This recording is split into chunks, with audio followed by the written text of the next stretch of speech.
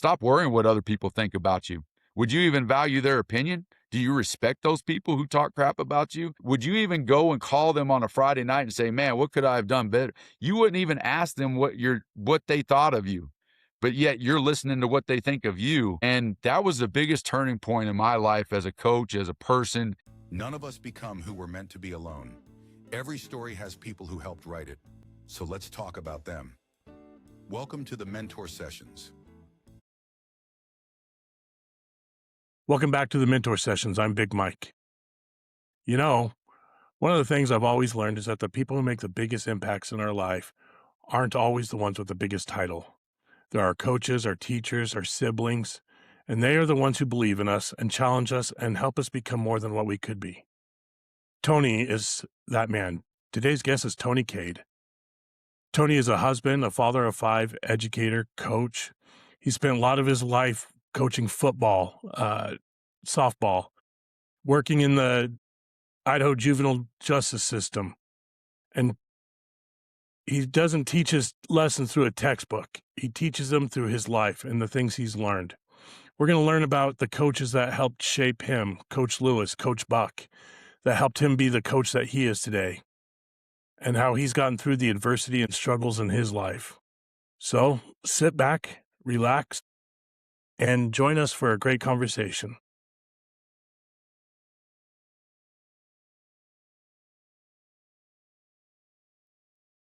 I'm excited to have you here with us today. Why don't we start out and just go ahead, and I gave a little intro, but tell the audience a little bit about yourself and how you got on the journey of being the coach and the counselor and mentor that you are. Yeah, man. I'm approaching the half century mark in my life, and I grew up in Kentucky. I'm a little far away from Idaho right now, or I'm in Idaho, far away from Kentucky, but grew up there pretty much till I was about 20. Hit the road out to Utah, went to Weber State, did that kind of thing. Met my wife in Utah. She happened to be from Idaho, so I ended up here. I'm a father of 5. Been coaching 26 years. I've been in public education for 12 years. Currently with the Idaho Department of Juvenile Corrections in the education side of it for the last 8 years now, and just love every minute of it. Being being a dad is a great thing to 5 kids, but also, I've had several thousands kids that I've been able to coach over the years and mentor and be a part of their lives as well. And, it's just a funny journey. You always look back and you wish you coulda, shoulda, or whatever. But at the end of the day, everything that got you to where you are now, you appreciate and you grew from. And that's kind of where I am, man. I was raised by a single mom and most of my life, and didn't come from affluent circumstances, and I felt like part of my MO was always giving back to I don't know if less fortunate is the right word, but just giving back to people who raised me in the way that I was raised by great coaches, great mentors, great people in my life. And so that's kind of it. I mean, I got a long bio, but for me, that's where I'm at. So. Why don't you tell us a little bit about growing up in Kentucky from a single mom? What part of Kentucky are you from? Yeah, I'm from Elizabethtown, Kentucky. It's about an hour south of Louisville, however you want to pronounce it. But if you're from there, it's Louisville, right? Yeah, I grew up there, a little place called E-Town. It's right off of I-65. If you ever go to Indianapolis all the way down to Birmingham, Alabama, it's right on that corridor there, right next to Fort Knox. Growing up was just like anything else. I mean, the South's a little different than out west, and just the different demographics and what you go. I don't know. You learn culture. You learn how to be a Southern gentleman sometimes, and sometimes you're not. Grew up with all kinds of different races, backgrounds, you name it. We ran the streets, and it was just kind of fun, man. It was a little different growing up in a little. I was in a little town of like kind of a farming community, and so.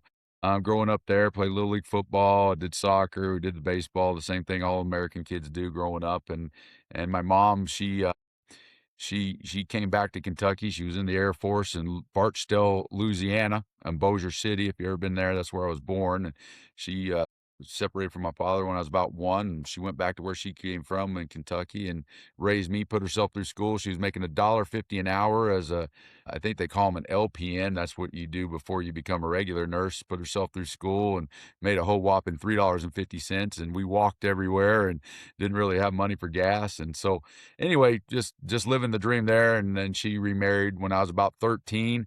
That didn't go very well. Me and my stepdad didn't share a lot of the same philosophies, and we didn't share a lot of the same ideas, and we wasn't very he was a book reader, I was a sports guy, and we had a lot of conflicts at home and things like that, and but grew from that. And then, like I said, graduated from Central Hardin High School, which is right there in the middle of Hardin County, Kentucky. Went to Murray State, played football down there for a little bit. Then I ended up kind of, I guess if you want, found religion, served a mission, and I got called out to Pocatello, Idaho. So I ended up coming out there, and it's funny that I ended up back this way. But anyway, so that's kind of the long and short of it. I went to Weber State, played a little bit of football down there.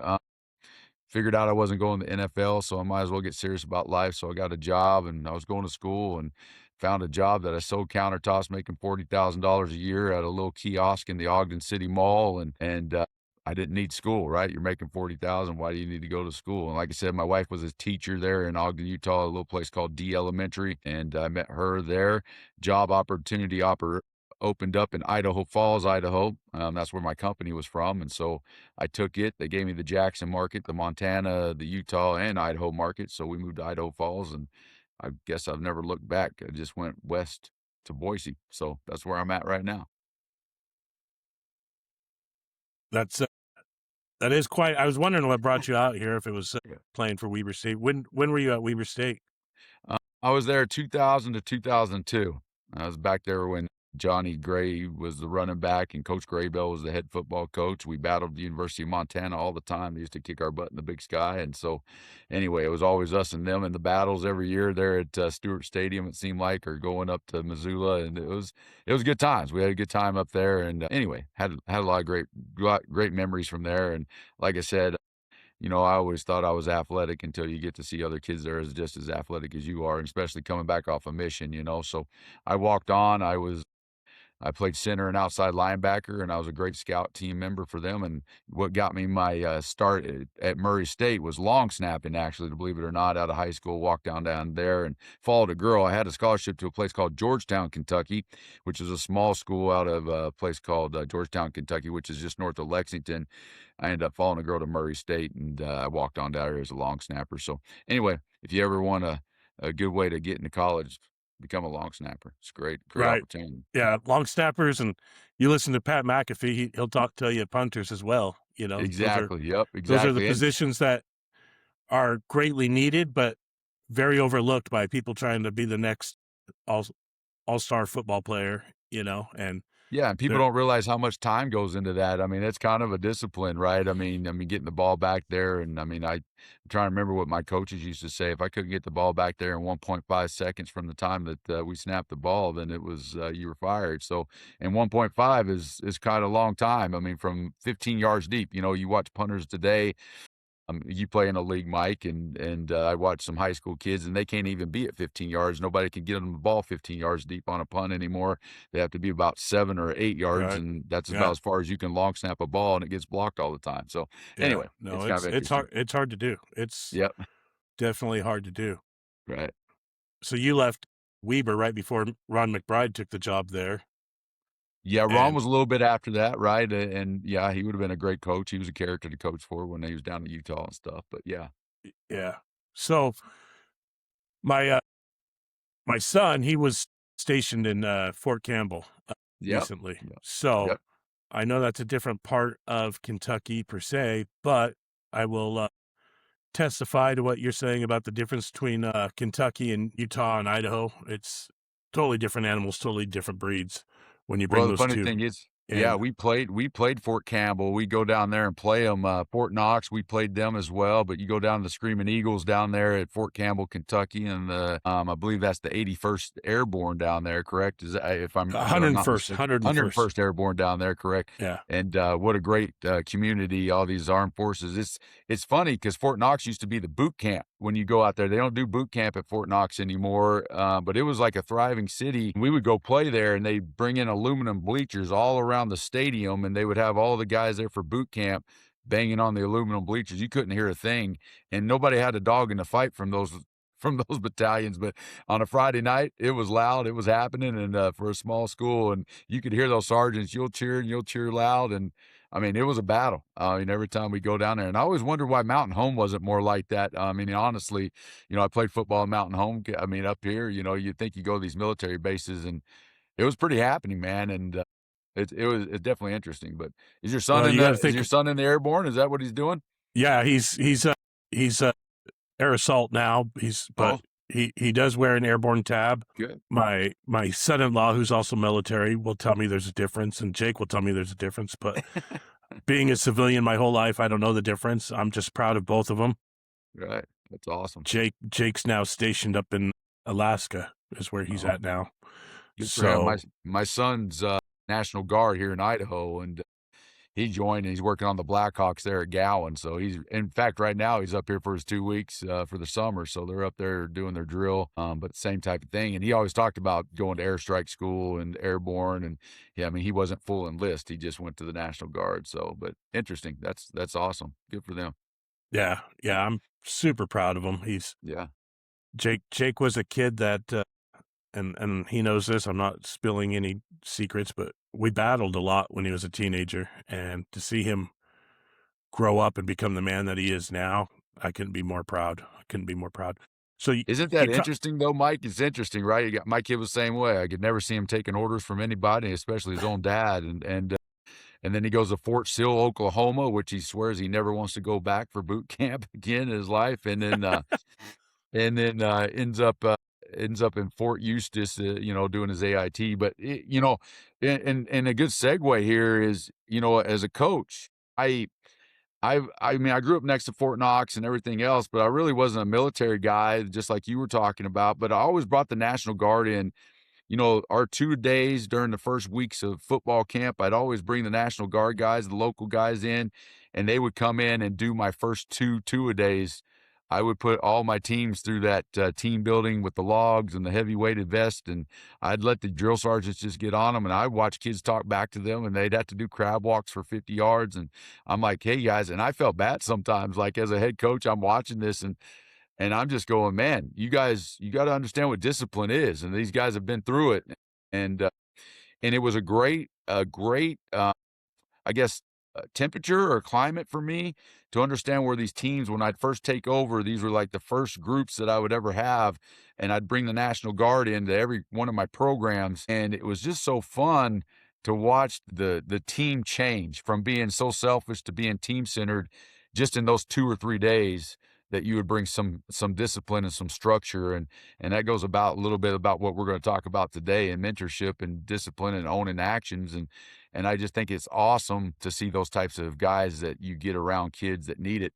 Especially in my life, I wasn't very disciplined growing up. Like I said, I could do whatever I wanted. My mom worked 7 to 7, and I ran the streets. I went home whenever I wanted. Then I got a stepdad that tried to tell me I had to be home at a certain time, and it didn't work very well. And it's definitely a learning curve for a lot of individuals in life.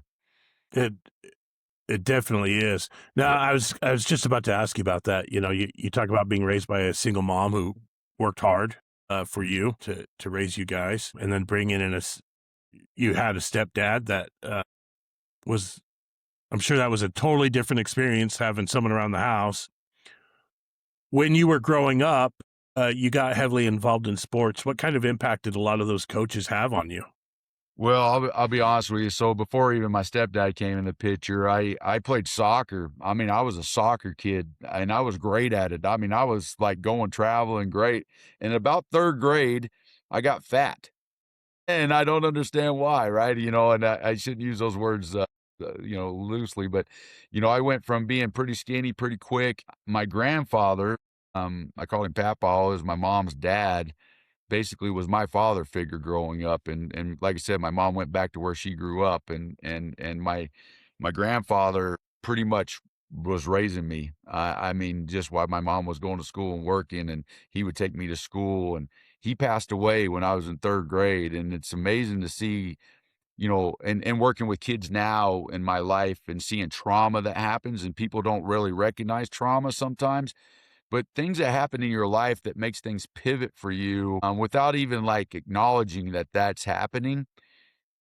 I look back at it now, and that was a pivot point in my life where I started just eating and gaining weight and just, I don't know, giving up's not the right word, but just not being who I was because something traumatic happened. And at that point, I didn't think it was traumatic, but he was a big piece of my life. And so then I had a friend of mine who says, I kept playing soccer, and I just got slow, and I started just not being very good at it. And I had a friend says, "Come play baseball, Tony." And I said, "Sure." And then I had a coach in Kentucky. Now here's the difference. And even in today's world, I had a coach who put a catcher's mask right over top your face. He put us all out in the outfield, and he would just whiz fastballs right at your face.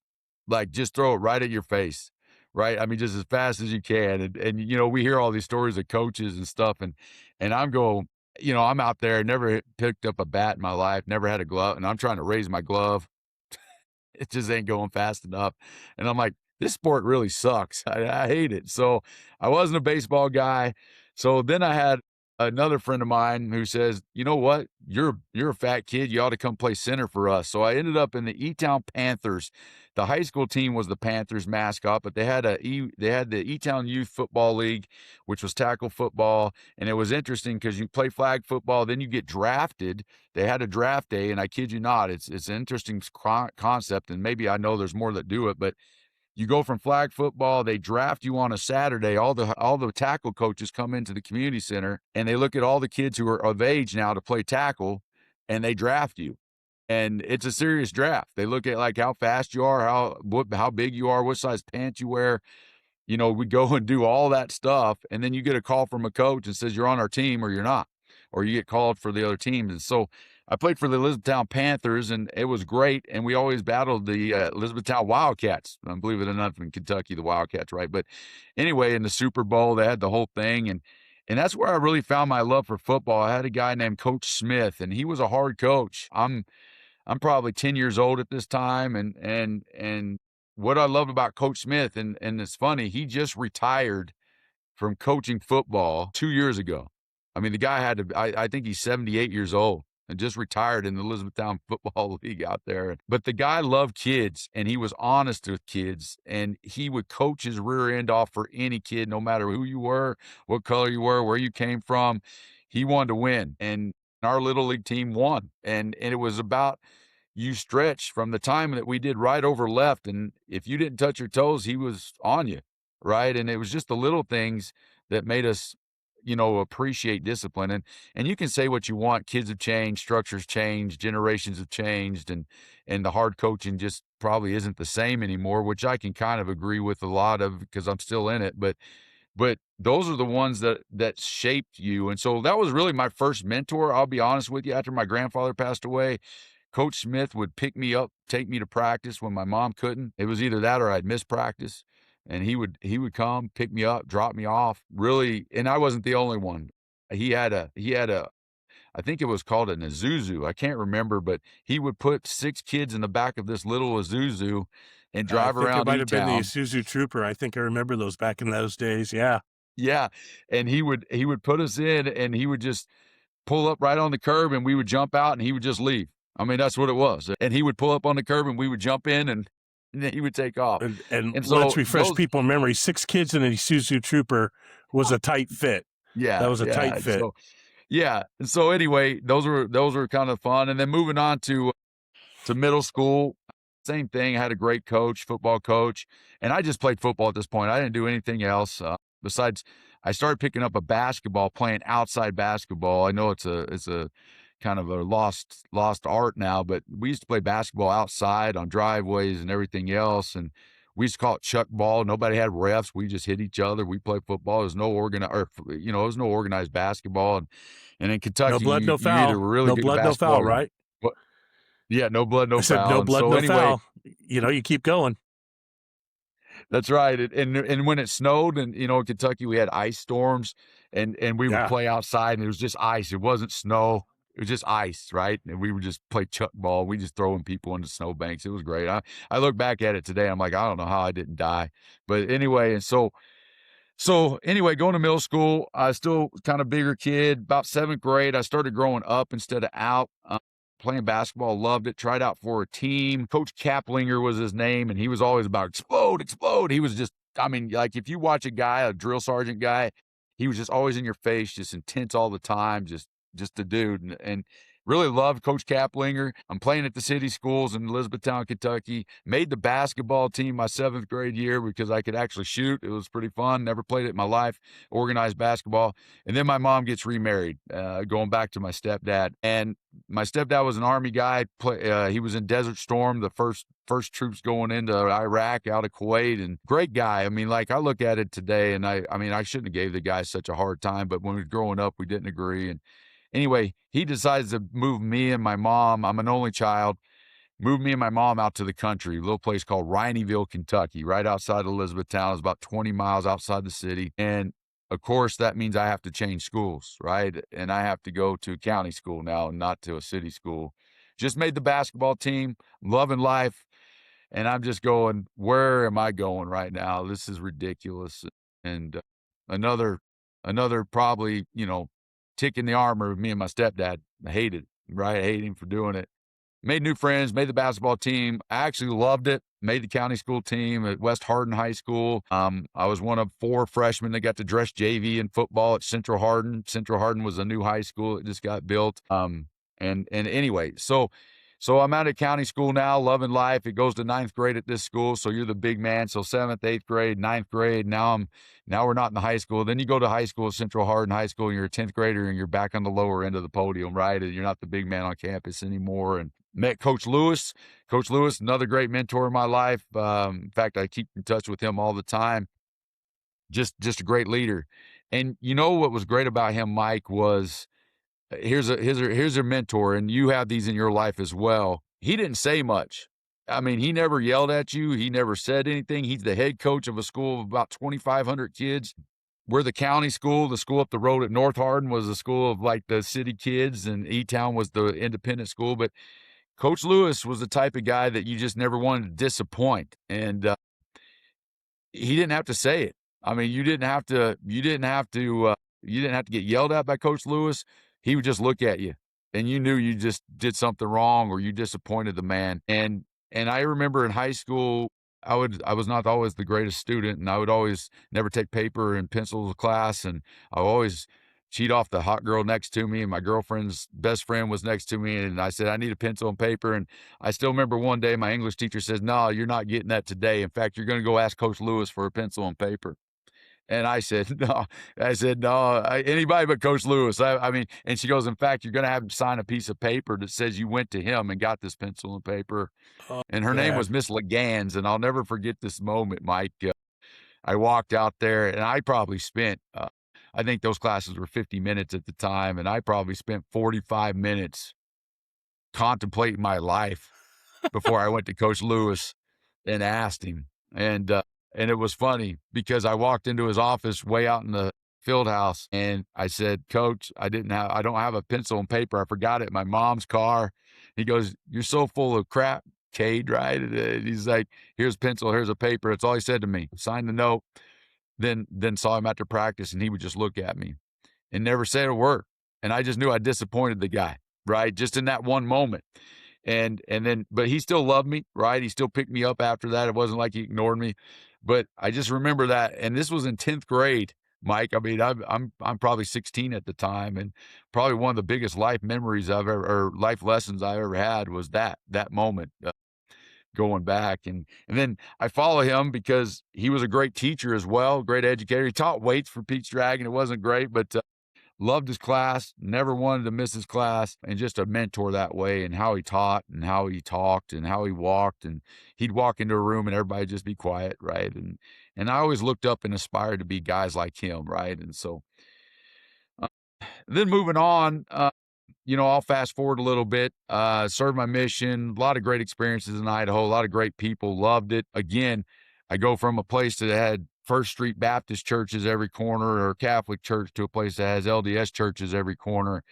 And so I'm going like, there is such a thing as vocabulary discrimination, like we were just talking about. Terms like jackwagons and numbnuts don't fly very well out here in Idaho, like they did in Kentucky. And so anyway, I fast forward, I come back. I love coaching. I get into construction. I'm selling countertops, like I talked about in Ogden, and I'm doing it. And about, I don't know, 2007, 2006, I'm selling, I'm making a lot of money, I'm templating, I'm collecting money, we're doing big houses, everything's going great. I look in the mirror and I go, where am I going to be in 30 years? This is a family ran business. I'm not part of the family.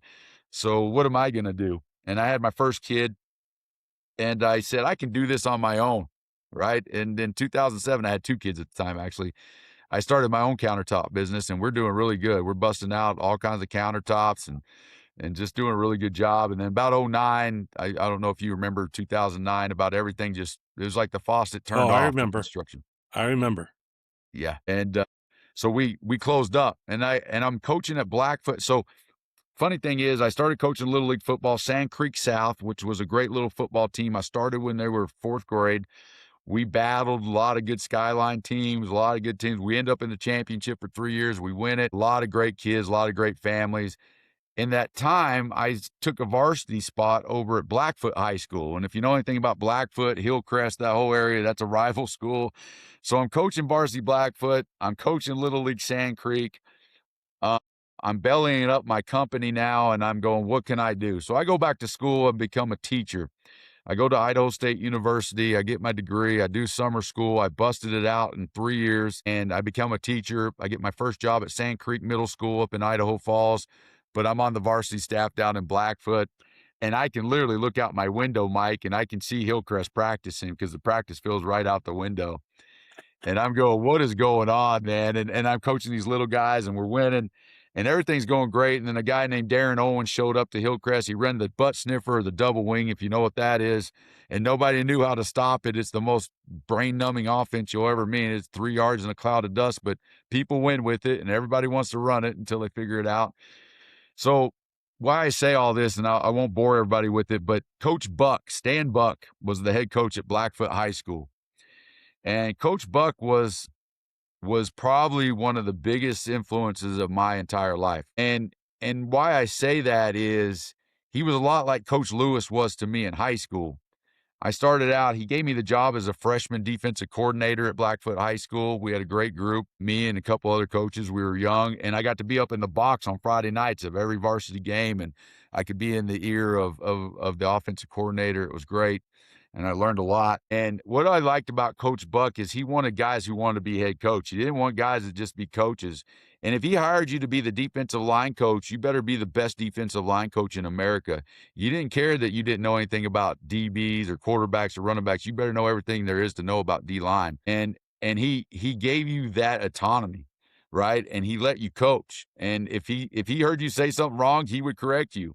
But I heard the guy talk to kids like, I'm going, how do you say that to a kid, coach? Like, he's like, you're just average. You're just an average. You're just average kid. And I'm going, man, that's tough. That's tough love. And this is 2002, 2004, somewhere in that neighborhood. And if you know anything about Blackfoot football, is they come a long way. And if you went to play Blackfoot, you always got punched in the mouth, no matter if win or lose or draw. And about 2008, we figured it out. We ended up in 5 state championships from 2008 to 2012. We won 4 of those. We had back-to-back, lost to BK at Albertson Stadium and won 2 more. But I'm looking at these kids and I'm going, I can't believe these kids will listen to a coach like this. But every day those kids came back and he was kind of the same thing my coach Lewis was. They were just scared to disappoint the guy, right? They played for him. They would run through a wall for him. And he would tell them what they did wrong right there in the moment. It wasn't like pulling him to the side, giving him a hug. It was telling him, you're playing like whatever. And he would tell them exactly what they did wrong in the moment. And they would correct it. And if they didn't correct it, it was next guy up, right? And they knew that. And what I got out of that was, man, kids really appreciate the honesty that people give to them. A lot of times parents, other people from the outside, when they hear you talk to kids, sometimes they don't see the Monday through Thursday. They just see the Friday nights, or they don't see the relationship that you do build with certain kids over time. but kids just want to be told the truth, right? And they want structure. And I don't care what generation they're from. It's true for everybody. I've taken over bad programs. That's been my MO, Mike. I think you know me a little bit. I've gone over and taken some bad programs, and the reason they're bad, I mean, you can look at it. It starts at the top, and everybody wants to cry change, Mike, but nobody wants to change, right? I mean, you want to cry change, but then you change it, and nobody wants the change that it takes to get there. And what I really appreciate about Coach Buck was just his belief, his trust in me, and just his honesty. And he was honest to the coaches just like he was the kids. He didn't treat anybody differently. And a lot of people didn't like Coach Buck. He won. They thought he was an arrogant son of a gun, but the people within his circle, he was the first guy to give his coat off to you, man. He would be the first guy to help you out if you ever needed anything. And that's what I really appreciate about people like him. And I didn't have the mantra he had, and I didn't have the state titles as a head coach. And even though I was from that coaching tree, when I taken over those jobs, a lot of people, I acted like Coach Buck a lot of times because that's where I learned it from for 13 years, and to the good and the bad. But sometimes you got to realize who you're talking to and the people around you, right? So anyway, Yeah. great So mentor. Yeah. let me ask a couple questions. You You bet. brought up a couple points, and I think it'll be fun to explore them a little bit. You talked about how he, first off, he would let an average know, well, you're just average. Now, saying that to a kid and even to an adult, saying that to anyone, where it comes from is what's going to have the impact on the person, right? You can say it to someone and they'll take it to heart as, okay, he sees me as average. Now I need to go be above average. Or, Right. that's the kid. Some of those are the kids that as those of us in the coaching world and working with youth and stuff like that, you see it as a direct insult to their ego. And the next thing you know, you're getting calls from mom and dad about how can you say that to my kid and stuff like that. So when he would say that to kids, what was the general response he would get back from them? Yes, sir. I mean, that's what it was. I mean, for the kids who played a lot. I mean, but there were some kids that quit. I mean, there were some kids that would pack it up, but you know what? I mean, he didn't go beg them back. And then about 2 or 3 days later, that kid would show up and ask for, his pads back to come back. And after they thought about what he was saying, and you bring up a great point, you can personalize this, you can take it to heart, or you can actually just reflect on why he said that. And in my own, and Coach Buck's still around, right? And so I don't know if he'll watch this, but you're right. They came back better. It wasn't the fact that they were average anymore. What they were doing in the moment was average, and he would point it out. I got a whole team of 80 kids over here and 11 that are starting, and you're playing average right now. I'll get Johnny over here. He'll do the same thing you're doing right now. So the next day, you better not be like Johnny, right? Or Johnny's going to take your spot. So I really appreciated that because then it bred a little competition too, right? I mean, he would always say, "You ever played Madden? I mean, hit triangle, like just hit the triangle button." Like he would say that stuff, and I'm going, "Here's a 50-year-old guy talking about PlayStation, and he's never played in his life." And I'm going, and then he would say, "Have you ever played football outside?" Like he would just tell a kid that, like, "You ever played football outside? Like you ever go in your backyard and just play football? Like, because you don't even understand the game, right?" And I'm going, "Wow." It's like, wow. And he would say things, and maybe Kobe Pearson. I don't know if you know who Kobe Pearson is. Kobe Pearson was a great football player. He played at BYU, got a tryout with the Green Bay Packers. He hurt his ankle. I mean, I heard him saying, in 26 years, I've never coached the worst. You're the worst receiver I've ever coached in my life, right? And 26, I've never coached it. And I'm going, that kid isn't going to come back. Like, he ain't coming back. And the next day, Kobe came back, and you know what? He set every record of Blackfoot. I mean, you go and you just listen to that, and flip this around a little bit. The types of kids who are listening to this, they didn't personalize it; they internalized it to be better because they were coachable, and that coachability from them caused them to reflect on what their situation was right in that moment. And Mike, part of my life, and we'll talk about it. I know this is one of your questions getting ready to come up, but pivot points for even me taking criticism. We don't like criticism, just like you were saying. Even an adult getting called average. How dare you say average? We're going to fight right now, right, or whatever. Or you can actually think about why they're saying that, and you can either. It's how you respond. right? How you respond to criticism, how do you respond to feedback, how do you respond when life doesn't go your way has been a big lesson I've learned in my entire life. And I share that with my kids. I share that with my those that I'm over, my teachers, my kids that I coach. You can't control what someone's going to say about you, and you can't control rumors. All you can control is your response to it, and how you respond to it is your actions, your words, and fighting harder and proving people wrong. If you want to personalize it and just stay stuck in the mud because someone put you down, if you care about their opinion, like I did with my coaches, like I didn't want to disappoint someone. It isn't about making everybody happy. It was the certain people that I had the relationship with that could tell me that I was average because he built a relationship for me and I trusted everything the guy said. And that's where I'm at in my life as a mentor. I think it's a huge, huge part of it. People don't always like being told how to do something, what to do, how they should do it, how high to jump. But you got to build a rapport with someone. And once you build that rapport with someone, they're going to trust and they're going to value what you say to them. And I get emotional about this because it's happened to me at all these bad programs. I mean, my first head coach job in American Falls High School, 16 varsity kids, right? And we had no business. We went 5-5, made the playoffs. I played Shelley. They dressed 64 kids. I kid you not. I'm in the Holt Arena. There's 64 kids on that sideline. I had 16. I had 5 kids on my sideline when my starters were out there. And I remember the Idaho, I forget what is it. It's not the Statesman, whatever the Pocatello paper was. He came to me and says, "Man, everybody told me that you only had 16 kids, and I thought they were full of crap until you see this, right?" And every one of those 16 kids bought into what we were doing. And I remember it to this day. One of the kids, Tyler Beck, came to me right after that game, and he says, "Next season starts now, coach." And that's what he said. And the next year, I had 50 kids come out for football. And then the next year, we had 75 getting ready to come before I went to Burley. And it was the first time American Falls was going to have, a freshman team for the first time in a lot of years.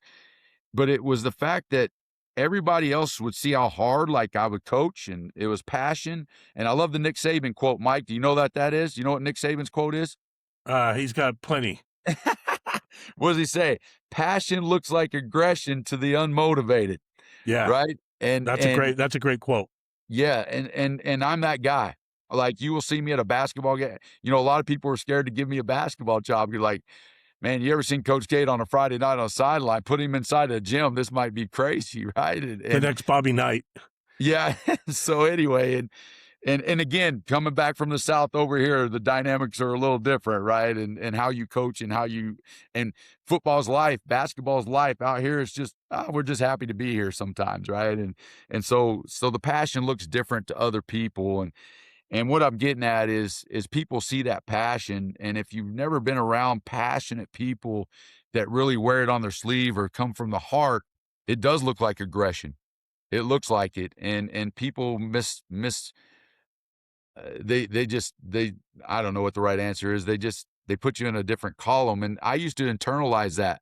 I used to take it personal. And I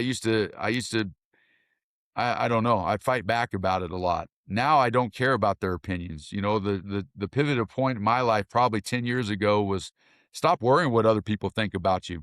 Would you even value their opinion? Do you respect those people who talk crap about you? Would you even go and call them on a Friday night and say, "Man, what could I have done better?" You wouldn't even ask them what they thought of you. But yet you're listening to what they think of you. And that was the biggest turning point in my life as a coach, as a person, when I mean, I was in the spotlight. I'm a polarizing person. People called me Trump before there was Trump. And I get that, right? I get that because I don't let things die. I never let things die. I would fight at it. I would go at there every dog that barked. I would go fight it every time I heard it. And you will waste a lot of your life if you go after every dog that barks at you. And if you care about everybody's opinion but your own and the people that you value uh, in your life and the circle that you put. And I try to teach my kids that too. Would you ever listen to them? Would you even go out to dinner with them and they're talking bad about you? Why would it matter what they say if you don't have that high of opinion about them? Right. And, For sure. and I think that's a lot of life. A lot of us care about what other people think about us.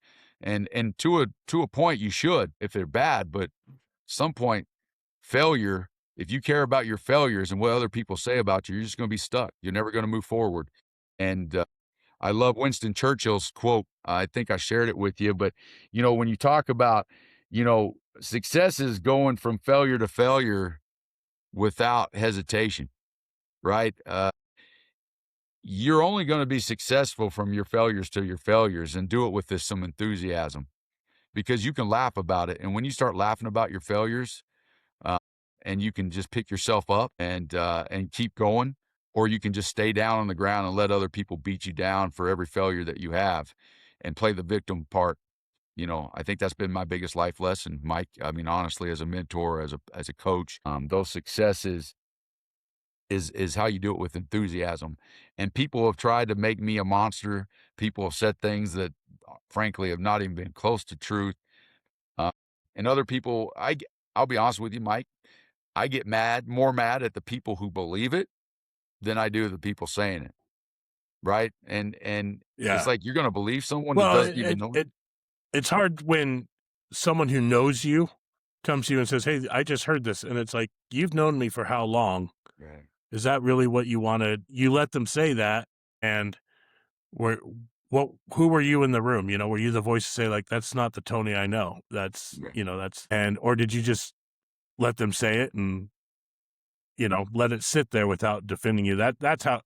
Those are the ones I get sad and frustrated with the most, are the ones that I thought were my friends, that I Right. thought were going to have my back, and they let the negativity be said, because you can't change people's opinions about you. Um, I was thinking about this earlier this week with an incident that happened with me during law enforcement, and you know, people that I thought had my back didn't, but then those that I knew would have my back, they did, and I know they did, and that's what matters to me. And you don't want, and the funny thing is that these are stories. This was a particular incident that's 10 plus years old now, and it's funny how things like that creep back up. And you kind of alluded to this point. Excuse me, pivot point.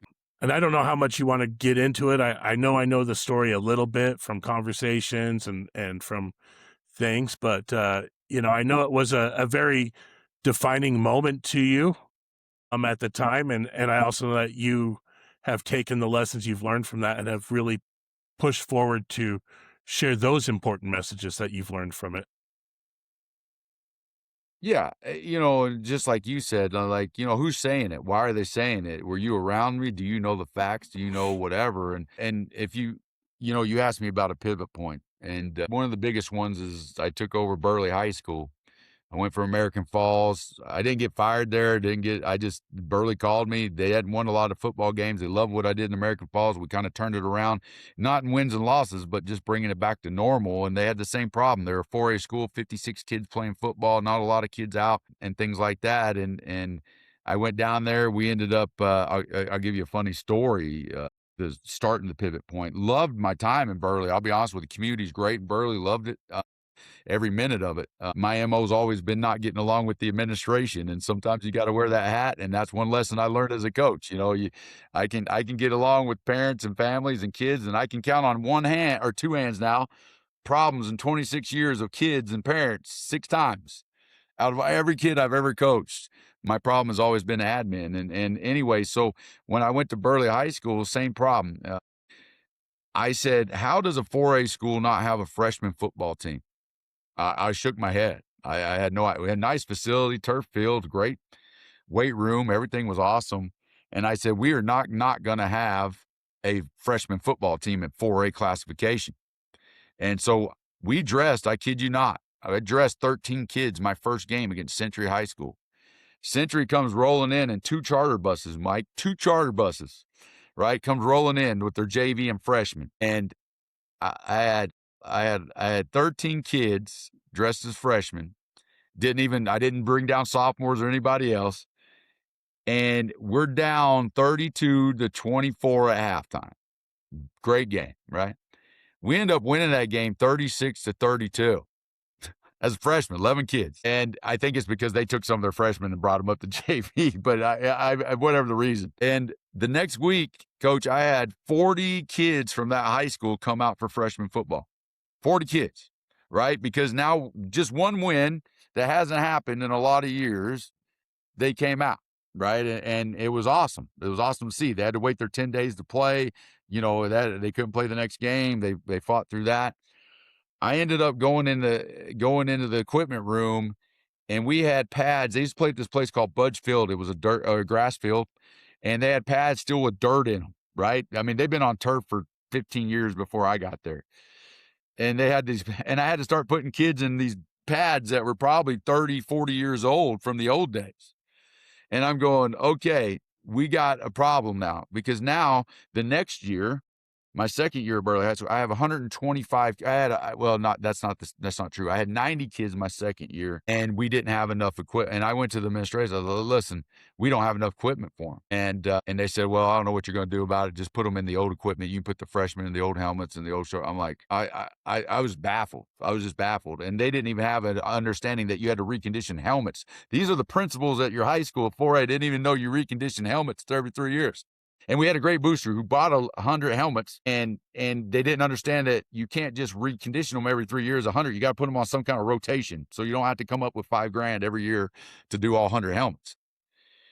Anyway, come down there, and I'm just shaking my head. And these are the problems that I'm having there at Burley High School, right? It's just like, and it's growing pains, and it's great. We're having a great time.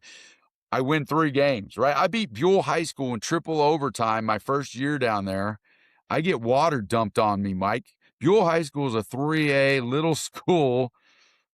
And I'm like, God, you can't dump water on a coach for beating a 3A school that you should be walking all over all the time. But the kids loved it. The third year, I get asked to resign because I went out to Donnelly Sports, and Donnelly was a friend of mine, and he says, I'll give you 3 years to pay for these shoulder pads, coach. So I did it. They said, that's not how we do things here. So they asked me to resign. And I never will forget it. I had my kids down there. Everything's going good. My wife's a school teacher. She's teaching down there. I post a quote on Facebook, and it says, it's a billionaire quote. I don't know if you ever get the billionaire mindset quotes every day that kind of inspire you. And it says, take a risk. If you win, you'll be happy. If you lose, you'll learn something. But in the background, I didn't even look at the background, is Jason Statham holding a silencer in his movie trailer for The Mechanic. School board sees this post, right? Because they're asking me to resign. I don't know when they're going to fight this at the school board. It's at Oakley High School that night, or not that night, but that week. And I post this because everybody wants to know when they can come support me. I posted, it's Oakley High School. If you want to support it, great, show up. I post that picture. I get called in by the superintendent. I got the sheriff, the SROs in the office saying I'm threatening to shoot up a school. You need to turn your keys in. You're on admin, a leave, paid leave for until a further investigation. And I'm going, what? Like, what are you talking about? Kids love me at the school. I'm teaching history. I'm the last guy to be that guy. And the SRO is like, yeah, you're not that guy, coach, but I still have to take you downtown and read the questions. And I'm sitting there thinking, my gosh. And the superintendent at the time, and I'll leave him nameless, he knew exactly what he was doing, because that meeting was at Oakley High School on that Wednesday night of that week of that Monday, right? And it turned out that I had 500 people show up to this little high school in Oakley. They were doing it in the library for the school board meeting. They had to move it to the gym. They called the Cassia County sheriffs to show up because they're thinking that there's going to be a riot down there. And I incited it because I posted this, right? And I'm going, my gosh, this is the Trump before there was Trump, right? This is 2017, right? So anyway, I'm going, okay, this is ridiculous. Of course, they win, right? They always win. The admin, even though there's people in tears, there's parents out there saying, you don't fire Coach Cade. You got a board member saying, where's the bulletproof seats? It's just ridiculous. And my wife, who was pregnant with my youngest daughter at the time, and I'm getting to the pivot point here. She came home in tears. My daughter was born 2 weeks later. She was a month early because of the stress. I totally contributed part of the stress. and she survived. I mean, she was in the NICU for a week or whatever, and she's a tough kid, and she's 7 now. She's doing great. But when I saw 500 people, and I kid you not, and I didn't have 500 kids. This is just community members and in a board meeting. And I thought to myself, how do people, especially in schools, not listen to their patrons? And they go against this. I had to look myself in the mirror, Mike, and say, you know what? This isn't on them. This is all on me. And I got to quit blaming other people for my whatever. I got to start looking at myself in the mirror and say, this is you. You got to change the way you do things. And you got to, and I didn't think I was doing anything wrong. Tripled the numbers. We had 125 kids their third year in Burley after they asked me. They had 125 kids in that program, Mike. We started a spring football program. Everything's on the rise, and everything was going great. They wanted change. I gave them change. They didn't like the change, whatever, because I made them work harder. And other people loved it. But I go, how does this work when everything is great? I'm Superman, right? But I lost. It didn't matter what I was doing. Every good thing that I did, I still lost. My family now, I could still teach at Burley High School, but why would I want to teach there? I love football. Then I take over a bad job in Ontario, and I can get that later if you want, but that is the worst decision I ever made. But I came to Ontario, and I shouldn't say that at the time. Now I think it was probably one of the better decisions I ever made, but not from my experience at Ontario, but just where it led me to. But I had to change. And I had to look at, okay, I'm not going to be vocal. I'm not going to fight. I'm not going to do these things. I'm just going to coach football. Here I am coaching football in Ontario. I'm saying jack wagons and numbnuts. I have a kid to F-bomb me. I put him on the sideline, and I get called in the office. Have you ever said jack wagons or numbnuts to a kid? Yeah, I have. No 4-letter words. Just hurry up, jack wagons. Let's go numbnuts. Knock it off. Everything. I've been called jack wagons since I was 4 years old, growing up by the Army base. But in woke Ontario, you can't say that, I guess. So Right. I can. Well, you can't. That's what. It's kind of funny you mentioned those kind of things. Is I was playing golf not too long ago with a kid I played football with, and we were joking and talking about back when we played ball, and we're like, could you imagine our coaches? And we named a couple of them, and they're all great guys. We all look up to these guys and love and respect them. Could you imagine them trying to coach in today's environment? And that gave us quite a pause of laughter, that you can't, it's an evolution of people. So we can't really say that it's completely wrong or anything like that. But I think it's what made us the people that we are and helped us get through our hard times. And hopefully the approach now that we're using forward is going to help this next generation of kids. And I have my feelings on that because I believe that toughness comes through adversity, and those adversities we handled, taking the situations you grew up into and having to go out and seek mentors in your life, your coaches and stuff like that, and then taking those lessons into the next generation that you're working with and those kids and stuff like that. You can't just be soft because that's not how you were taught. And they're going to have adversity in life. And how do you respond to that? How do you have the emotional intelligence to respond to that? Yeah, we got called jack wagons and numbnuts as kids, and it toughed us up. It made us who we are. And when we got out into the real world, when we got into working jobs, I mean, for a while, I was a plumbing laborer when I was first married. And I don't know if you know much about construction plumbers, but they're not the nicest guys if you don't know what you're doing.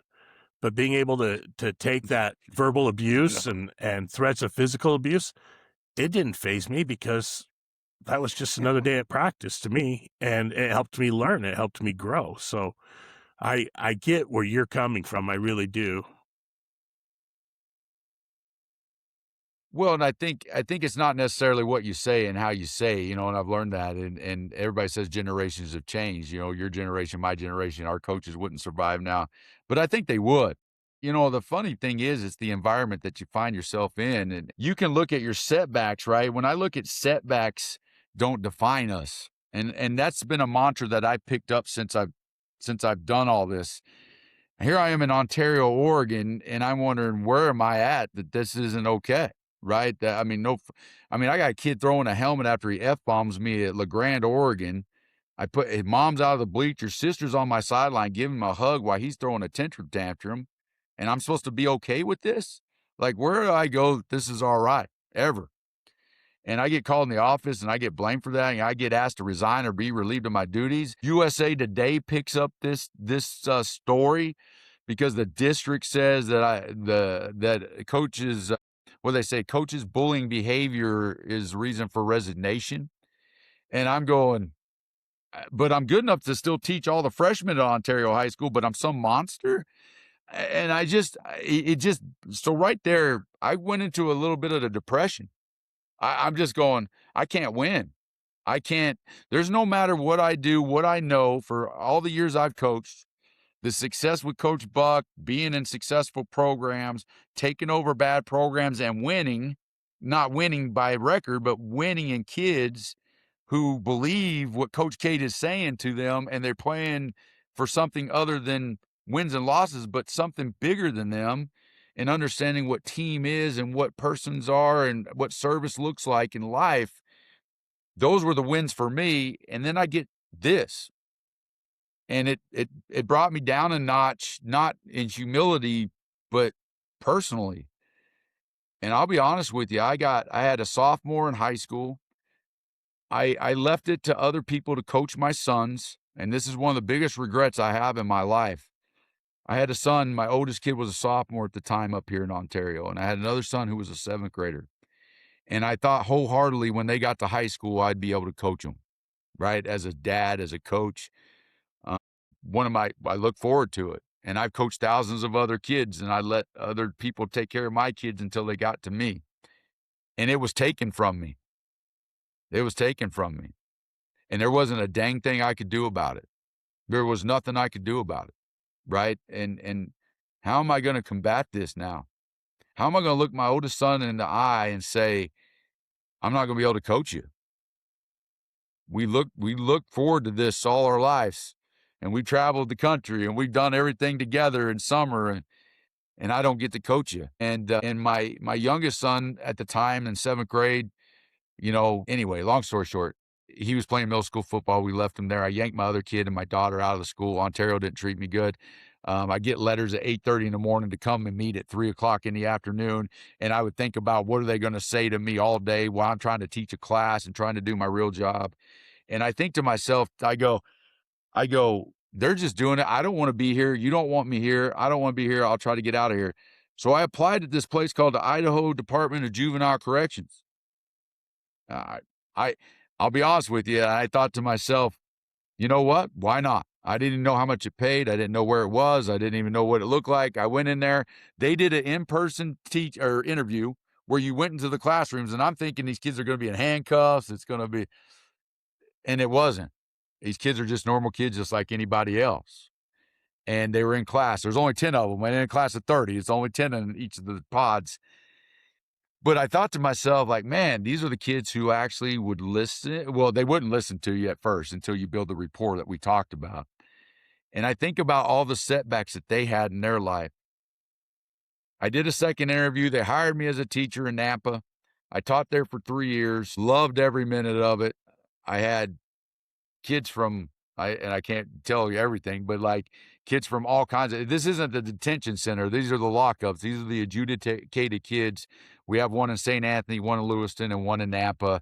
This isn't the vacation for 2 weeks and then go back to school. These are the lockup kids. And just looking at some of these kids and reading their stories, you can read, and it goes back to us and how we want to be treated, Mike, right? People can say rumors and we screwed up, whatever. You can believe the rumors, or you can actually just make your own opinion about someone by getting to know them. So I stopped reading why they were there. I stopped reading it. I didn't want to know what their charges was. I didn't care. And once you started building the rapport with those kids, they started working hard for you. And when they saw other opportunities that their setback didn't define them, they were like lights went off in their head. And it was like, man, I can do this, coach. Yeah, you can do this. I mean, that didn't define you. You want to live in that world and you get out and do it again, you're never going to get out of that cycle. Or you can actually say my setback was an opportunity to learn. And I started getting to know these kids, and it really, man, it helped me at a time that I needed it because I was depressed because I wasn't coaching anymore. And I was like, man, you know what? This is what I need in my own life. I'd go home, I'd leave it at the door there because you couldn't take it home with you. And some of them some of the stories will pull at your heartstrings. But you got home, and I remember looking at my son, who's the guy in the National Guard now, and I came home and I said, listen, we got to make a decision. Where are you going to go play football at? What are you going to do? I'm not going to be a part of it. I can't be. I'll help you in everything I can, but I can't be your coach, right? I can't be that guy outside of the football field, right? And so I looked him in the eye and I said, there's more kids that need you and there's more kids that need me out there. And he looked at me and he said to me, Dad, you're right. He goes, I've been around you your whole life, and every kid that you've helped or every kid that we gave rides to, or I did the same thing my coach did. I had a minivan, a 1997 minivan, Mike, and I'd put 8 kids in that son of a gun, and I'd take them to practice because mom and dad worked 2 jobs what they could. Hispanic kids that never could afford cleats. We would start cleat programs, and money was not an object, right? We like, don't make money a reason that you're not going to play. In today's world, it's all about, well, I can't afford it. Yes, you can. We'll find a way. And that's been my MO for all these kids. And so anyway, it really hit me when my son said that to me. You're right, Dad. There's kids that need you more than I need you right now. And I said, wow. And it tore my heart apart a little bit, I'll be honest. But him realizing that at the point of his life as being a sophomore was a testament to all of his coaches before, me as a dad, me as a coach, and living the mantra that I try to do in my own house with other people, and being the mentor that I was to him.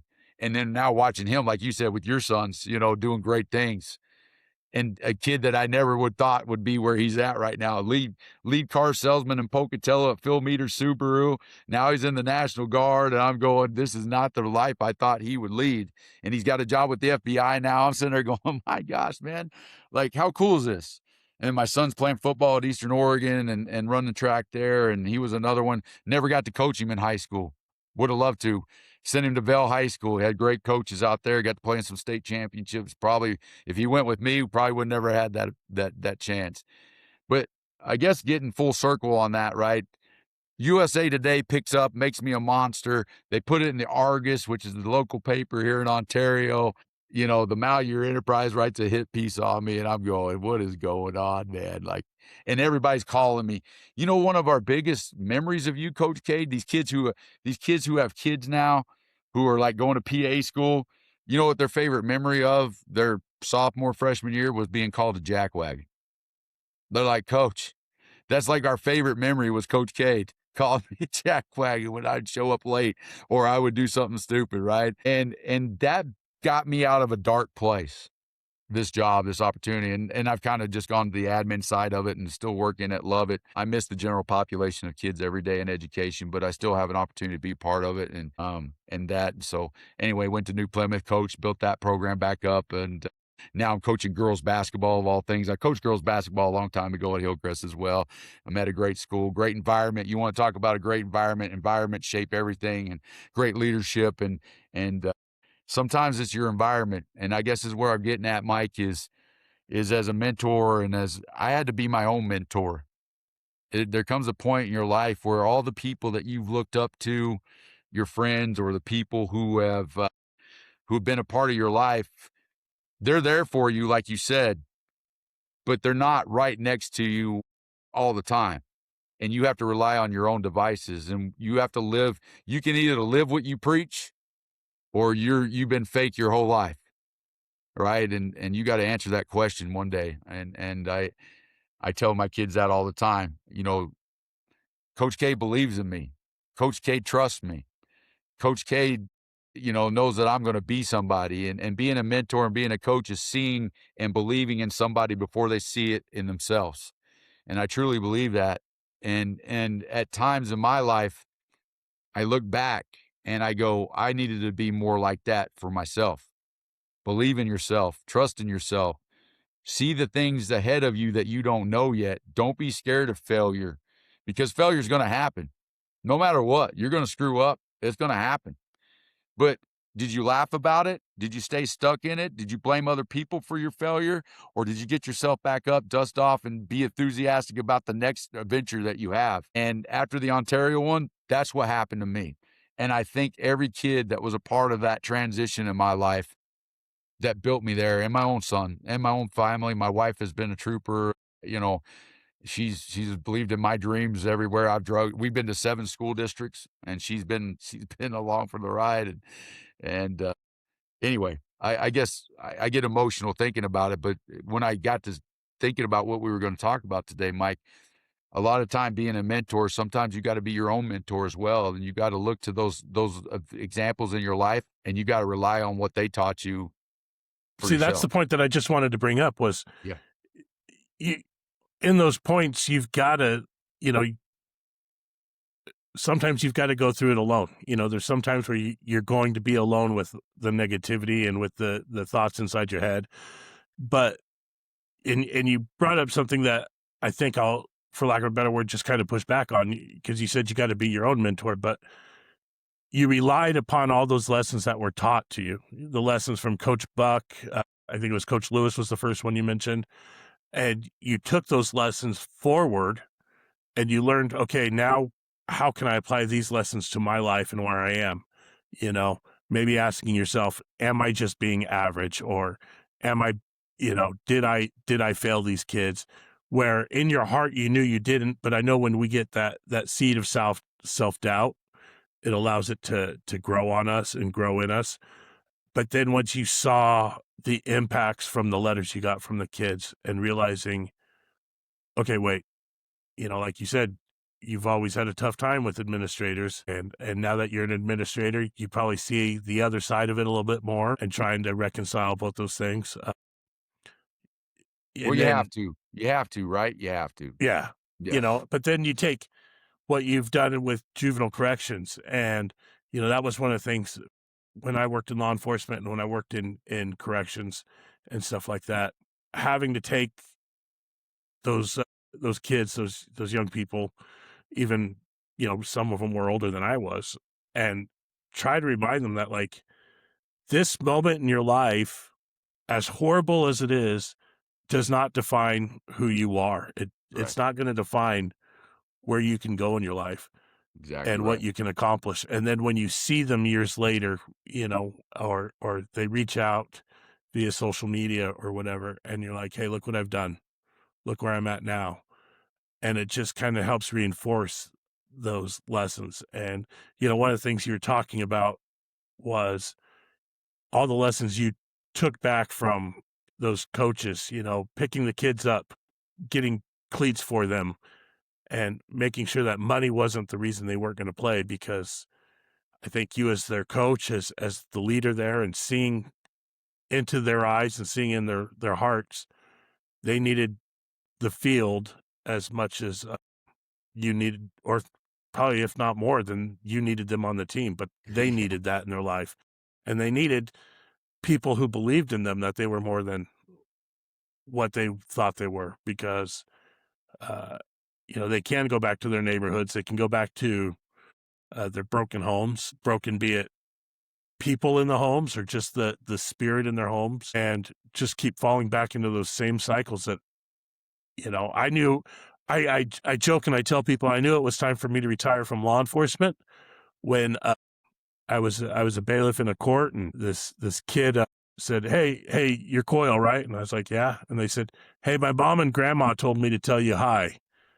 And seeing that generational connection there, it was like, all right, maybe it's time to get out of this. If I'm seeing the kids and grandkids coming in, this is getting scary here. But and it's heartbreaking to see that the kids are taking the same lessons and going down the same paths as their parents, and no one wanting to break that cycle for these kids and tell them that, like, hey, this doesn't have to be your life. You can be better. You can do better. Well, and you're exactly right. You could be bitter or you could become better. You know, I always talk about be better than you were yesterday. That's one of my big slogans. And again, the just like you said, you see that cycle after cycle after cycle. Coaches are long gone, man. Like you're going to live there the rest of your life. You're going to be the example. Now you got to be the leader. People are going to look to you. So you either have your influence for the good or for the bad. You either shine your light for the good or for the bad. And you can either get out of this on your own or you can have people who help you. And a lot of people attack it on their own. And I appreciate you saying that. You know, when I think about, what I meant by being your own mentor, there's people who were there to help me and pick me up when I started saying, "Oh, poor picked on me, blah blah blah," and it was like, "Tony, just shut up. Like you want to just cry about it, or you're going to do something about it." And I had to come to that realization that it was, you know what? Am I really blaming other people for my mishaps? And I was at certain. There's a reason that I gave them the ammo to fire at me. I gave them that ammo, right? I mean, I could say it's not true all I want, but there's probably a little snippet there that they took and made it the big cannon and shot the torpedo at me and hit me, right? And I think when we talk to kids, like you said, being a bailiff, that's awesome. You're a bailiff, by the way, but I bet you got all kinds of court stories in there. That's awesome, man. And anyway, but I've got court stories and I've got other stories from being in law enforcement, but I want to hear your stories today. no, that's awesome, man. We'll have to share correction stories here before long. But anyway, I'm sure. but one of the biggest things for me too, Mike, and even with where I'm at now, I'm at a place called Treasure Valley Classical Academy. It's a small charter school there in Payette. It's getting bigger, with public school being what it is, and people looking for a different avenue for education. It's a great place. I'll give my plug for TVCA. It's a great school if you ever want to go to it. But anyway, but just serving people, having empathy for people, understanding where they come from before you start firing and judging people goes a long way. And as a mentor, you can't just automatically make an impression of someone just from what you hear. And you got to get to know someone. And again, we talked a lot about trust and rapport and building that trust for someone to trust in what you're going to say to them. And some of my lifelong friends, man, I still have back in Kentucky, here in Idaho, everywhere else that I've made, it's all been that. It's been we went through the fire together, man, and we came out alive, right? We're still here. We're still battling. And you were right there with me. And I needed that. And I got people who say, like you said at the beginning of this thing, people who say they are, but they're not. People who are scared. And I don't know if I should say this out loud, but one of my biggest pet peeves are cowards. I hate cowards. When you know it's right, but you don't say anything and you don't do anything and you don't want to rock the boat because you're scared of what's going to happen to you, even though that you know it's right, I would go to the grave for somebody if I knew it was right. My friends, right? I mean, I'm not scared to rock the boat. If I know that you're right and they're wrong and they're still firing at you, I'm probably going to be the most loyal person you ever had in your life. And that's been something I've had to overcome, man, is I call them wimps and I call them cowards and people who are scared to stand up for the right. And I think there's a lot of kids that need people to stand up and advocate for them that mom and dad can't afford it. Mom and dad never played a sport, but they want to. They just want to be part of something. We can talk about generation changes and how you talk and how you act as a coach. Every kid just wants to be a part of something. That has never changed. In my 27 years, it has never changed. Being part of a team, being part of something, win, lose, or draw. The bus rides are the most memorable things. They don't care how many wins that you had, right? Those things, when Coach Cade called me a jackwagon back in 19 whatever, like those are the 30-year reunions that they're going to remember. And I truly believe that. And I've always come across as a player's coach. People call me a bully. And there's the funny thing about it. I'm a bully, but I'm a girls basketball coach. I got girls track coach of the year, but I'm a bully.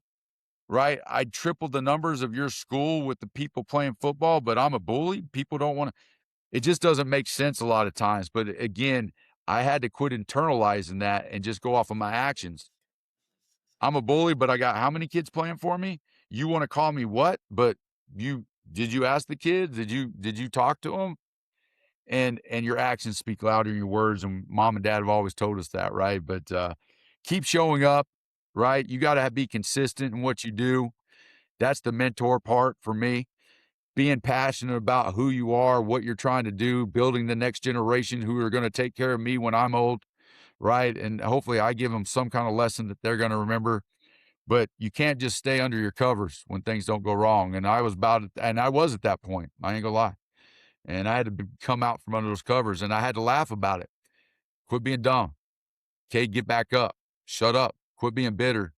Be better, right? And go serve. I found the biggest thing for me, Mike, is going to serve other people. And when I'm serving other people, I forget all the other whatever's going on. And I may be serving it in the wrong way. Like I may be screwing up. Like I don't even know how to dig up a tree, but man, I got a shovel right now. We're gonna break something. So, but it was therapy. And I started, I'll be honest with you, I do my Coach Cade dailies every day now on Facebook, and that's therapeutic for me, right? Finding something that I can say that hopefully gives people challenging to be better, challenges to better themselves, messages of my personal experiences, and quotes. And it's got me through the dark times, and just being that therapeutic moment, man. And hearing people from Dubai, like you think I got hacked. I got people from South Africa. I'm going, dude, they're asking me for $1 million. That's the hack job. But these other people are like, Coach, we really appreciate that. It made my day today.